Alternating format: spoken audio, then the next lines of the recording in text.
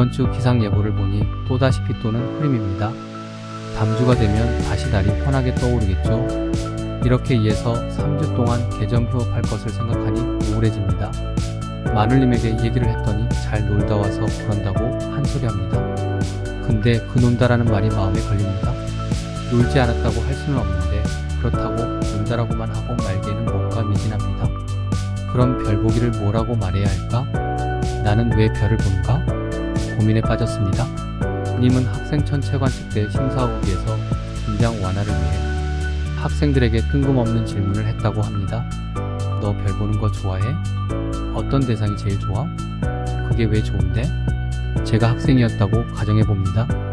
어떻게 대답해야 할지 순간 막막해집니다. 이번 보현산 정기관측회에 다녀온 후 4시에 관측 대상이 58개로 늘어났습니다. 제 관측 일지를 보니 11.08, 4의 M31을 처음 본 이후 빠른 속도로 매시의 대상이 늘어나고 그 속에는 몇몇 NGC도 포함되어 있습니다. 그동안 미친듯이 달려온 듯합니다. 무엇이 절 이렇게 만들었을까요?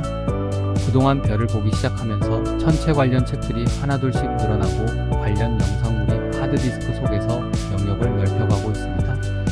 그러나 가장 큰 변화는 제 마음이 편안해졌고 세상을 보는 시각 또한 점차 달라지고 있다는 것입니다. 왜 이렇게 되었을까요? 어젯밤은 날이 다소 흐리길래 기력 보충을 핑계로 술을 한잔 하러 갔다 왔습니다. 택시 창밖으로 휘황찬란한 네온사인이 지나갑니다. 그런데 클래식 음악이 흘러나옵니다. 이런저런 오만 손님의 진상을 다 겪었을 기사님께서 클래식 음악을 감상하고 계십니다. 여전히 세상을 아름답게 보고자 하려는 마음 때문이 아닐까 합니다. 집에 내리니 붉은 가로등의 노란 은행이 흔들리고 있습니다.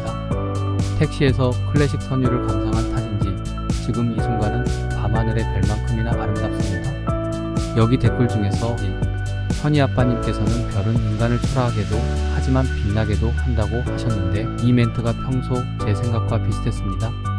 한없이 드넓은 별과 우주를 바라보다 보면 정말 우리는 우주 먼지 속의 먼지도 되지 않는다는 사실에 절망할 수도 있습니다. 그러나 밤하늘을 올려다보는 사람이라면 그 속에서 빛난 어떤 것을 찾았기에 절망하지 않는다고 생각합니다. 그 어떤 것을 전 희망이라고 생각합니다. 별똥별을 보면서 소원을 빌고 메시에를 찾고자 노력하고 더 잘 보고자 애쓰는 것도 희망입니다. 그러나 제게는 화려한 네온사인 그 깊은 세상살이의 질곡에 파묻히지 않고 잔잔하면서도 아름다운 클래식 선율같이 제 자신을 보듬고 어루만지며 더 나아갈 수 있게 만드는 힘, 곧 세상살이의 희망이 바로 제가 열정적으로 별을 보게 되는 이유가 아닐까 생각합니다. 별을 보다가 시리우스는 지구상에서 볼 때 가장 밝은 별이지만 우주에서 가장 밝은 별은 아니란 사실을 알게 되었습니다. 시리우스가 가장 밝게 보이는 까닭은 단지 지구와 가깝기 때문일 뿐이라는 것을 알게 되면서 그 사실 하나로 인해 점차 제 생각을 바꿀 수 있게 되었습니다. 학교 앞 문화재 때에 그렇게 자기의 끼를 발산하던 학생들이 따분한 수업 시간만 되면 푹 죽어 있습니다. 전 학생들과 수업 간의 거리가 멀 뿐이라 생각하고 그 거리를 좁혀서 학생들이 스스로 밝게 빛날 수 있게 하는 게 제 목표라 생각합니다. 이 친구들도 어디에서 누군가에게는 정말로 시리우스처럼 밝게 빛나는 존재일 것입니다. 전별이 빛나는 밤에 서평 이벤트에 참석하지 않았지만 이벤트에 참석하신 회원님의 서평 중에서 진산월님은 나의 별은 바로 나 자신이라고, 병준 아빠님은 부모에게 가장 밝은 별은 자녀의 모습이라고 하셨습니다.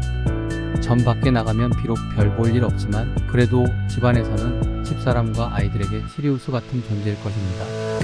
아이들 역시 제게는 시리우스 같은 존재고요. 아들놈은 공룡을 좋아하다가 요즘은 파폭칸을 좋아합니다. 변덕이 심합니다. 맥동병광성입니다. 가끔은 어른스런 말을 하다가 가끔은 또 한없이 어리광을 부립니다. 그 속이 무궁무진한 나입니다. 밖을 내다봅니다. 사람들이 아무렇게나 걸어갑니다. 상계성단입니다. 길을 건너려 횡단보도 앞에 모여 있습니다. 부상성단입니다. 이래서님은 일상의 모든 것이 별보기라 했었나 봅니다. 그래서 전 이러한 사실을 눈으로 보여주고 깨닫게 해준 제 망원경 해리를 가끔씩 끌어안고 고맙다고 속삭이듯 말하곤 합니다. 이제 그만 210강의실로 부상성단을 만나러